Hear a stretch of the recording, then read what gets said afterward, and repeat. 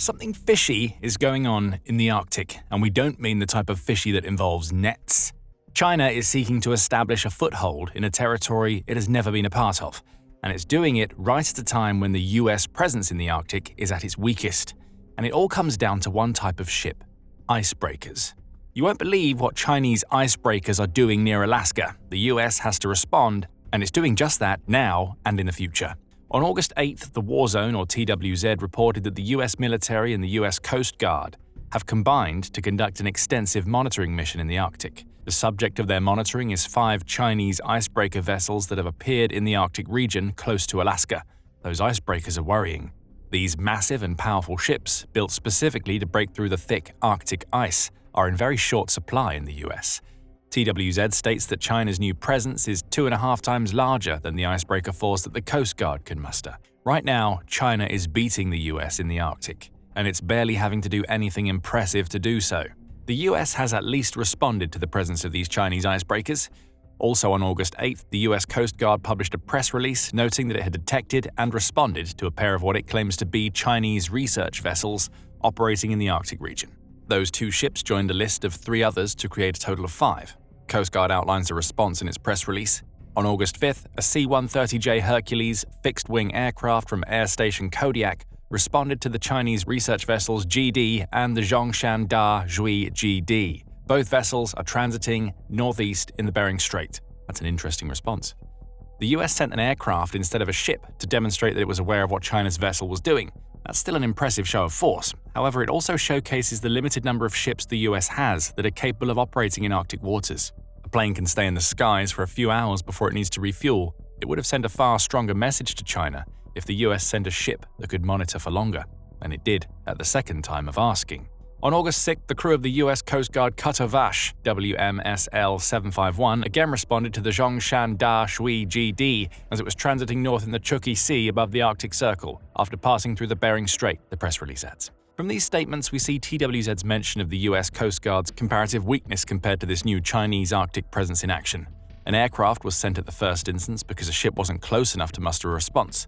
The reason a ship wasn't close enough is that the US doesn't have enough icebreakers capable of operating in the waters that China is now researching. Nevertheless, the Chinese vessels are now being monitored, and according to TWZ, that monitoring work is being done by both the North American Aerospace Defense Command, or NORAD, and the US Northern Command, or NORTHCOM. A spokesperson from the latter spoke to TWZ to assuage any fears that China may be planning an imminent attack from the direction of the Arctic.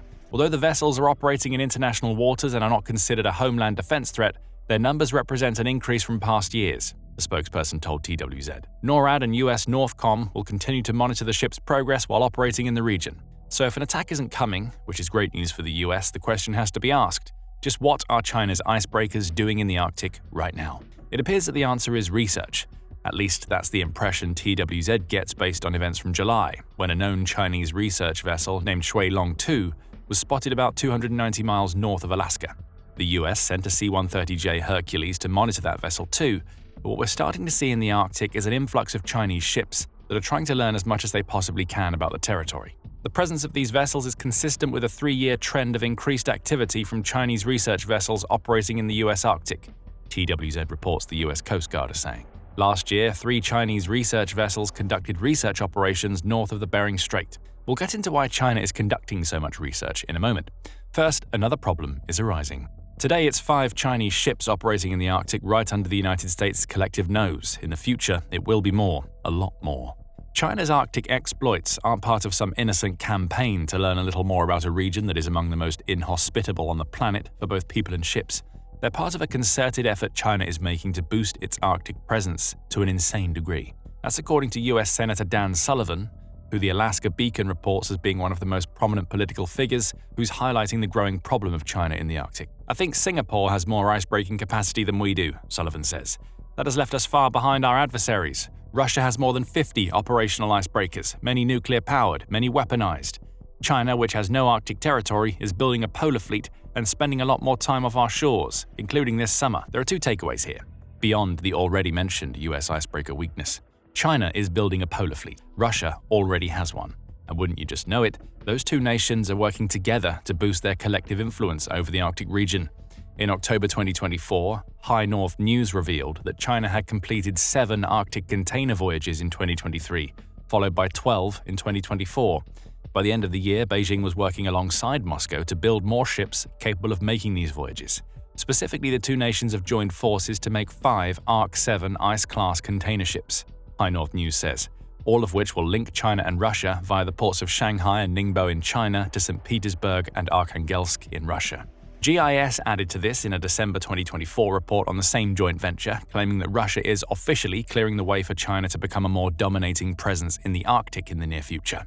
It also points out that China is a covert supporter of Russia's Arctic Liquid Natural Gas 2 or LNG-2 project. If Russia manages to pull this project off, LNG-2 will account for about 9% of the world's production of liquid natural gas. That would be ideal for Russia.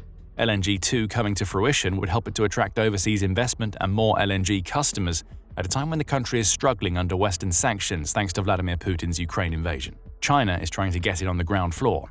The result seems to be a you scratch my back and I'll scratch yours situation.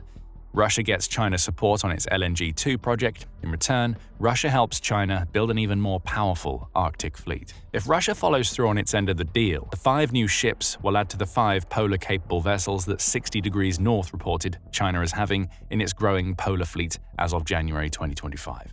On top of that, China is also working on building a new icebreaker, which will be research-focused and possibly nuclear-powered. We don't know much about this proposed vessel. A model of what it might look like was unveiled in 2019, 60 degrees north says. Plus, August 2024 saw the Global Times report that the project's lead designer, Wu Gang, says that research and development on the vessel, which will be named the Shuilong 2, is progressing smoothly. There's still no time frame for when the Shuilong 2 will be ready to sail. But the reality that the US now has to face is that it won't be long before China has a fleet of 11 ships that are capable of sailing in the Arctic. The US has 2. There is already a disparity revealed by the fact that 5 Chinese polar-capable ships are currently operating in the Arctic. The fact that China is looking to more than double the size of that fleet means that it has the US squarely on the back foot in territory over which the US is supposed to have some semblance of control. That's bad news.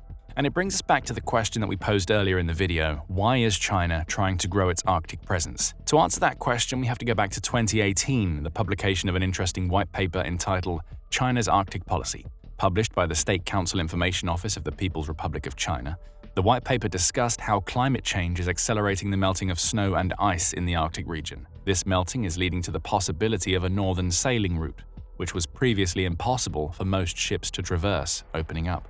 China wants to be able to take advantage of that route when climate change does its part to destroy the Arctic as we currently know it. China claims to be a near-Arctic state in its white paper, adding that it's one of the continental states that are closest to the Arctic Circle.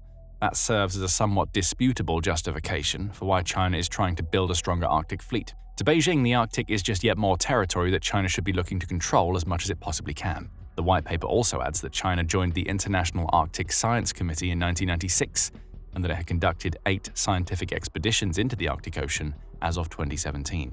Based on this white paper alone, we can see that China's desire to expand its influence in the Arctic isn't a recent thing. It's been doing it for decades, getting itself involved in scientific organizations dedicated to the region since the 1990s. The white paper's claim about China being a near-Arctic state is spurious. According to the Georgetown Journal of International Affairs, the distance between the northernmost point of China and the Arctic Circle is about 900 miles. Even a quick glance at a world map shows you that Russia sits between China and the Arctic. Mongolia has more of a claim to being a near-Arctic state than China. So does much of Europe, including parts of the UK, Norway, Sweden, and Finland. Proximity to the Arctic Circle is a weak argument for what China is currently doing. But it's an argument Beijing is happy to make because it brings China closer to achieving 2 things that it really wants: strengthening both its strategic and economic interests. On the strategic side of things, China has already built a research base on Svalbard Island. Named Yellow River Station, that base is supposed to support the Chinese ships that are supposedly conducting research in the Arctic. Of course, it doesn't hurt that the island lies midway between Norway and the North Pole, potentially giving China a base from which it can observe Northern European activities at its leisure. Defense News points out that China's alliance with Russia on the LNG-2 project is also part of the country's strategic interests. It gets to build a deeper alliance with an anti-West nation while potentially using Russia's pipeline to wean itself off coal in the process.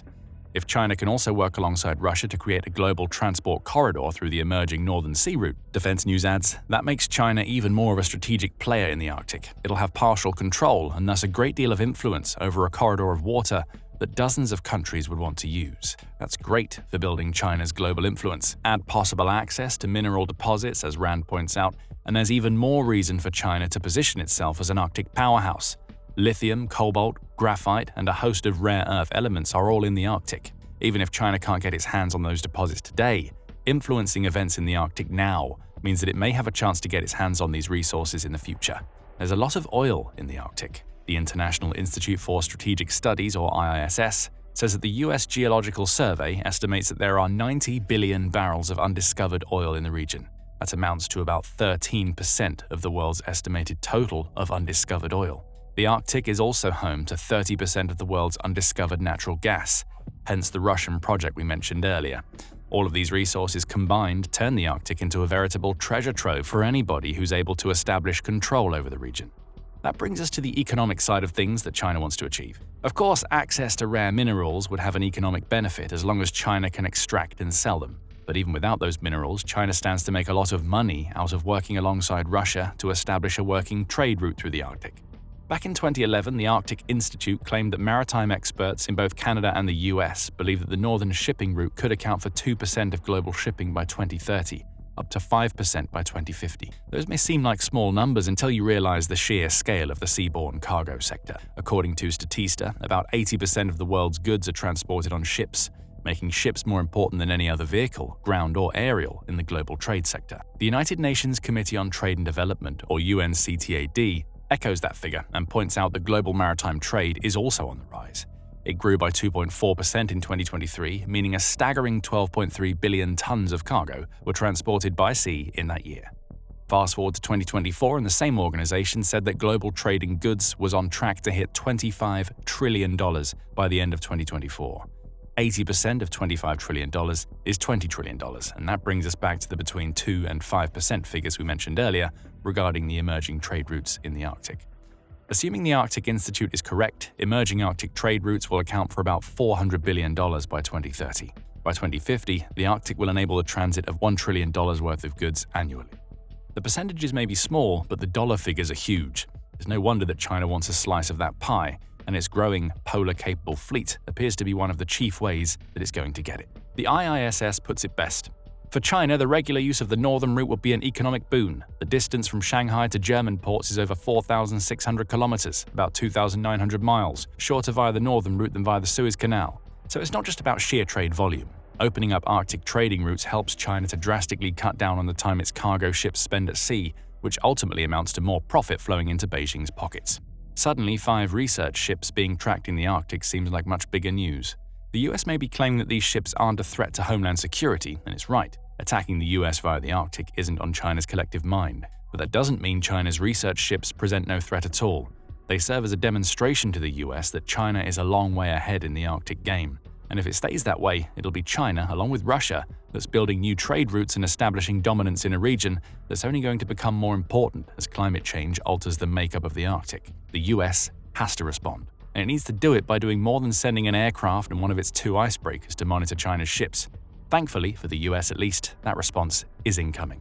On August 10th, the Alaska Beacon announced that the US Coast Guard had added the first new icebreaker to its fleet in 25 years. Named Storis, the ship is actually a refurbished vessel rather than a brand new icebreaker. Still, it's better than nothing, and the former oil-filled supply ship will add to the relatively small presence that the US maintains in the Arctic. Still, the addition of one more ship to a fleet of 2 doesn't exactly put the US on an even playing field when China has 5 ships and is preparing to add 6 more to its Arctic. However, the US has plans too. Within days of entering office, US President Donald Trump announced that he will be making the construction of new icebreakers a key focus of his second term. "We're going to order about 40 big icebreakers," Forbes reports Trump as claiming in January, in what was seen as both a surprise announcement and a potential mistake at the time. But maybe it wasn't a gaffe. While 40 new icebreakers might seem like an unrealistic goal for Trump to achieve during the 4 years a US president has in office, he's at least putting America's money where his mouth is. On July 3rd, Reuters reported that Trump's desire for US dominance over the Arctic led him to incorporate provisions for more of the ships in his huge tax and spending bill. Over $8.6 billion will be dedicated to the US Coast Guard, building its icebreaker fleet under that bill. About half of the money will be spent on 3 heavy Coast Guard polar security cutters. The rest will go toward an unspecified number of medium and light cutters. That money may not deliver 40 icebreakers, as Trump claims to want, But the heavy cutters alone will double America's existing Arctic fleet, with the potential for tripling, quadrupling, or even more, depending on how many medium and small cutters $4.3 billion can deliver to the US Coast Guard. Furthermore, the US is also part of a resource pooling plan that will see it team up with other nations to strengthen the collective West's hold over the Arctic. The plan was announced in July 2024 and will involve the US, Canada, and Finland teaming up as part of a new ice pact that may see the trio of countries build as many as 90 icebreakers in the coming years. If the pact holds, the West will become the major player in the Arctic. 90 additional icebreakers easily puts these three countries ahead of the combined 57 icebreakers Russia currently has, and the 11 China will have if all of its deals see fruition. What we have here is a brewing conflict over the Arctic. The 5 Chinese research ships that the US is monitoring may not be in danger right now. However, they're a hint at what's to come. In just a few years, the Arctic is going to become the stage for a battle between the East and West. The US has to up its game if the West is going to win. Right now, Russia and China hold all of the Arctic cards.